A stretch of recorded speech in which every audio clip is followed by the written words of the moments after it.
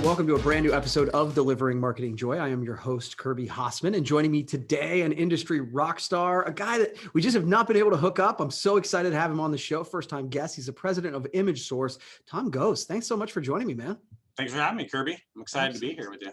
Absolutely. Absolutely. So I want to jump right in. I mean, you manage a really nice team, a nice sized team. You have a great company. And this past year, I think it's been well documented, right? It's been tough, or at least different, right? For all of us. So what was it like to manage through that? What was it like to manage and lead during this pandemic? How did you do it? Yeah, I think for us, it was, wartime planning. The story initially. Coronavirus was a supply chain issue, right? And so, that concerned me, of course, thinking about, are we going to have product issues later in the year? Mm-hmm. When it hit the US, it actually started not far from our offices here. I'm in the Seattle market, corporate offices here, and our offices are in Kirkland. So just literally probably 2 miles from my office, the Life Care Center of Kirkland, which is the assisted living center that had the first coronavirus death. There was 34 fatalities and 80 plus cases, and that was in March. So, and then the very first case of coronavirus itself was just 20 minutes north of here. So it hit our area, very quickly. And so, and because of that, we actually jumped on the hand sanitizer orders very quickly. We promoted it heavily, and it was that first week of, it was just kind of madness, and we were still working in the office, and it wasn't that crazy at first. Right. And then I remember that next Monday, we were placing orders, and one of my best friends who owns a company said, give me 1,000 hand sanitizers. And I handed it off to one of my team members, and she said, I called 12 suppliers, everyone's out. Like, it was over, right? Yeah. Like that, it had hit. And this is also the first time we were trying to figure out, what to do at our corporate offices. We have 50 people here at corporate, and then kind of people around the country. And I remember the day we sent everyone home, we decided, we'd apply for essential status in our state, which would allow us to, legally occupy our facility here. And I did that because we sell PPE, and we got that granted. We ended up just putting one person per day in our offices, one executive only. I worked in the office 2 days a week, and it was really an eerie time. No one in the office, no one in our building. We own the building here, and I have 8 tenants, and so it was. And even our broader development of 22 buildings, it was just absolutely dead. Yeah. The UPS guy would come in, and it would just be like, you drop those boxes over there, and I'm going to hide in the corner, and then, you're going to head out the door. And so it was really kind of sad and kind of scary. Our goal was really to keep our employees safe and try to, keep the business running. Yeah. So, we already had a work from home plan for our support team members. So we had the infrastructure there, but we not at scale. So, we invested immediately in a new switch and a new server. We had a strategic plan in place that we do annually that we had just launched in January. You could really just throw that completely out the window, right? Yeah, done. And we immediately set up regular senior leadership team meetings. So we were meeting daily for a while. Yeah. We did scenario planning, worst case scenarios to best case scenarios. I'm sure everyone did this. We realigned resources, we cut costs. We looked how we could be proactive in sales with videos and specs and virtual events. We connected with our team. Culture is such a big part of Image Source. Yeah. And now that was really being challenged. Everyone's remote. Sales are shuttered. The team's sort of disjointed. We're, not used to communicating on video at the level that was needed. Right. And then, we applied for the SBA's Paycheck Protection Program loan. Mm-hmm. and that was a frantic exercise. Yes, I understand. Yes. I'm sure you did it, and all Yeah. the business owners here, just trying to get on that list and make sure that we're, it was like the money's going to run out, and it was Yeah. a real crazy time. And then we pulled the team together. We kind of broke them up into some small groups and tackled some opportunities. We wanted to, figure out how to do this PPE thing. Kitting and fulfillment all of a sudden became a key part of our business. And, we have a warehouse and we do kitting, but it wasn't at that level. Right. And I had to put an operational safety plan together to create a safe environment as we started, eventually bringing people back in. So, and leaned on, industry friends. I'm a part of a shared learning buying group called Reciprocity Road. So, Yep. Leaning on our partners there. There's 10 total of us in similar size and scope. And so it was, trying to figure out how to get through this. I've done a recession. Right. That sucked, but Yeah. I had never done a pandemic. So yeah, it was what you're saying is right. It's funny to kind of go back down memory lane on some of that stuff when it all hit, because I remember, because we were later to get, COVID coronavirus didn't hit us till later, and so by the time anybody was asking for hand sanitizer, that was long gone. I was like, no, like they'd call hand sanitizer, I'd be like, there's no one in the industry who has it. No. So that's interesting. So kind of moving on, you've also served in leadership with PPAI, which is, in our industry, on the board, and when you became the chairperson of the board. Yeah. I'm curious about that. I know that's a big commitment. What was that experience like for you? Yeah, it was amazing for me. I'd served as the president and in many other leadership positions in my regional association, which is NWPMA.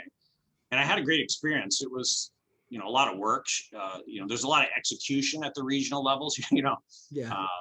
You're doing booth assignments and running around. You do it all, right? Yeah. As a board. But I created such great relationships. I gained a lot of knowledge, just industry knowledge and friends, and it built. I think it helped me run my business. And so I was approached to run for the PPI board.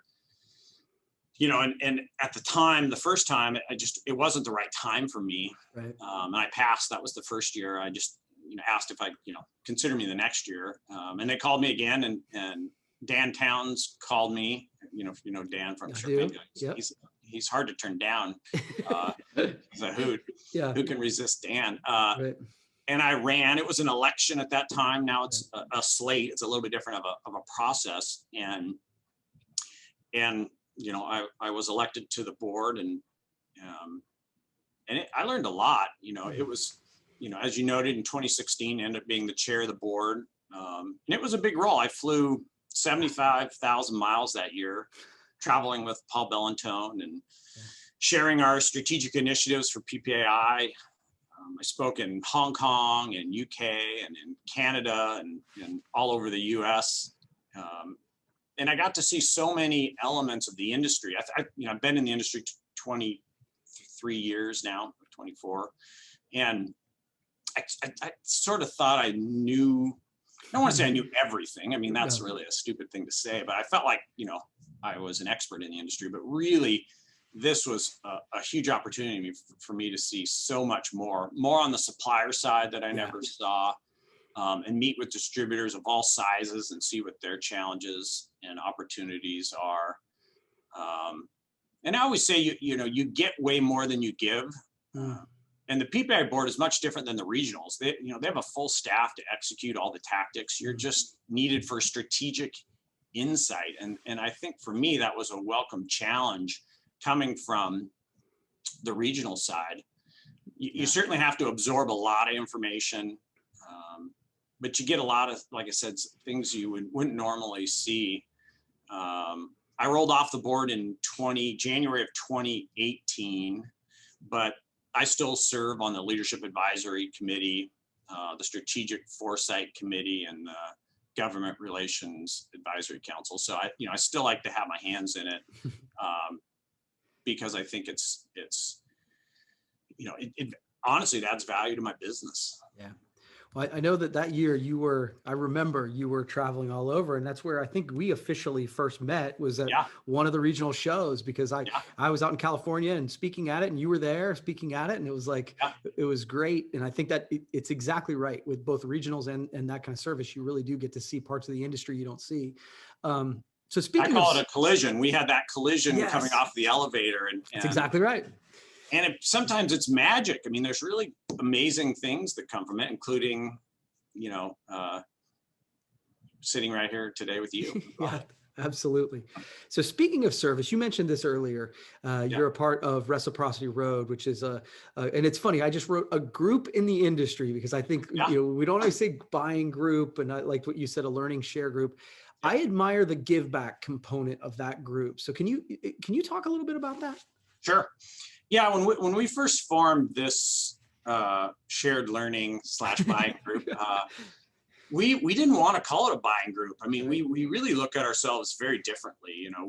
We don't pound on suppliers to try to give us, the best pricing and the best rebates. So certainly, terms and, value added benefits are part of it, but we really wanted to be close with our suppliers and create this partnership to have mutual success. And so that's really kind of how we looked at it. And if you talk to anyone who's part of Reciprocity Road, they'll tell you that, and hopefully our suppliers say that as well. It's really about that mutual respect. But yeah, our brand good initiative. So that was one of the big pieces of what we wanted to accomplish. And so when we started Brand Good, we wanted to figure out what areas could we support as 10 companies, right? Initially, I think we were 7, so it was the initial launch. And that was, we wanted to kind of have an industry connection.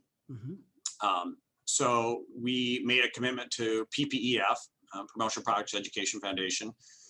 We created a roadie scholarship. So we have a scholarship. Nice. And we're all individually Tomorrow Fund level donors as well. So we wanted to give back to the industry itself. And then we really wanted to have something that was close to so many of our hearts, and that's Children's Hospital. We all have them in our areas. And so we wanted to,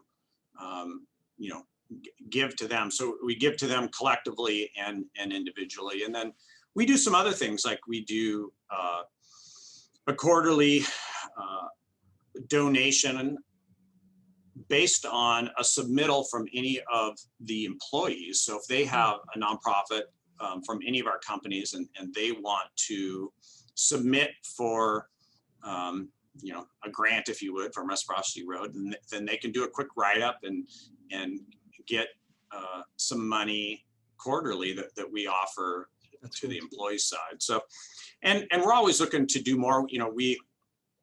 We all kind of have always done things in our local community, but we sort of just wanted to do something collectively. And then now we're working to share it with each other. We certainly share it with the industry, but probably not as much as we should. I mean, it's sometimes you keep it close to your heart, and so we share our brand good efforts. We call it Do Good, philanthropy and service. And we've got shirts, and we take pictures as we're out in the community. It's a little harder with COVID. We would actually go out and do service projects as a team. It's a great culture and morale booster. Totally. And we haven't been able to do that in a while. We did a food drive here, but it was kind of funny, because there's not that many people here. So, and then we did a fun run here, and we matched, and we allowed people to do it at home. So they said, okay, it's I think it was $1 for every mile collectively for our group, and I think we ended up giving $500 plus all the food. So it's a big piece of who we are as individuals and as a collective group with Reciprocity Road. That's awesome. I love it. I think that, when I first heard about that, that was one of the things that, obviously, you've got the shared learning and mastermind group or whatever, just getting people together, and then the buying group piece. But the piece where you say, hey, we're going to get together and we're going to do some good in the world. I think we need more of that. So I admire that. So kudos. Yeah. So you've answered my 3 questions. I give everybody a chance to ask me a question. Do you have one for me? Oh boy, do I ever. So, and you've always been very interesting to me. You're obviously a leader, an entrepreneur at heart. Which I think is what I feel like I am. So I feel kind of this, kinship, and you're grounded in this in roots in Coshocton, Ohio, which I'd never heard of until I met you, and now all I can hear is Bill's voice in my head introducing you on promo up front podcast. Even when I don't want to hear it, I hear it. So I really have maybe 2 questions for you. Bring it. Would you ever run for an elected office in your town? I'm picturing you, as Mayor Hasseman. Okay. It has a ring to it, right? Oh, thank you. So it's a funny story. I actually did run for it. So the first time I was asked to be on OPA, I said no, because I was actually president of city council in Coshocton. And I didn't feel like I could do both. The one thing it taught me is that I had a great experience on city council. It was kind of like you said, man, I learned a lot about how this sort of thing was working. I also found out that I don't want to be mayor. So that's the answer to the first question. Wow. Well, hey, I've learned something new. That's pretty awesome. Good for you. Thanks. So the second question really is, what fuels your desire to be an entrepreneur? Give me the why. Yeah, that's always a tough question. And I think I struggle with it because I think it's changed. So I think in the interest of honesty and transparency, I think when I first started, I wanted to be an entrepreneur because I wanted freedom. I wanted to make money. I want that kind of those standard answers of why people become entrepreneurs. You shackled down by 60-hour weeks and all that sort of thing. And I'm like, I want my pay to be commensurate with my effort. That's really the honest truth of why I started doing it. But I think it's developed, and I think we all need to give ourselves the grace to grow through that. I think now, once you get to a certain level, now I think it truly, I hope that it starts to come from the right place, because I view, success and profitability of the company as an opportunity to give back, kind of like you're talking about. And we talk about that as a team. If we are profitable, I can write bigger checks to the community. If we are not, I can't. And so I think that my success, or whatever that is grounded in the idea of service, kind of tying the goal of wealth and wisdom to my heart. And so honestly, when I can help another business or another entrepreneur get success, that gives me a great deal of joy. So I think it started out as sort of monetary, if I'm being honest. And then I think once you get to a certain level, you go, okay, I'm fine. So what can I do? I'm still not to where I'd like to be able to. I'd love to be able to get to a point where just somebody says, hey, I've got this disease and I need blah, blah, blah. And I want to be able to write that check and just go, okay, it's taken care of. And I'm not there yet.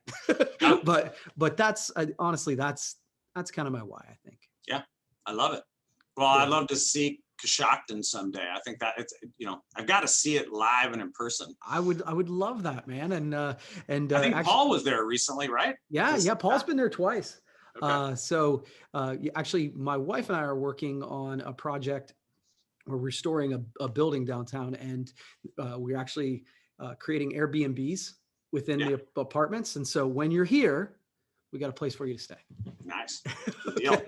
All right. Well, thanks, Tom. I appreciate you taking the time. We'll have to do it again sometime. Okay. Yeah. Thanks for having me on. Appreciate it. All right. Well, that's going to wrap up this edition of Delivering Marketing Joy. We'll see you next time.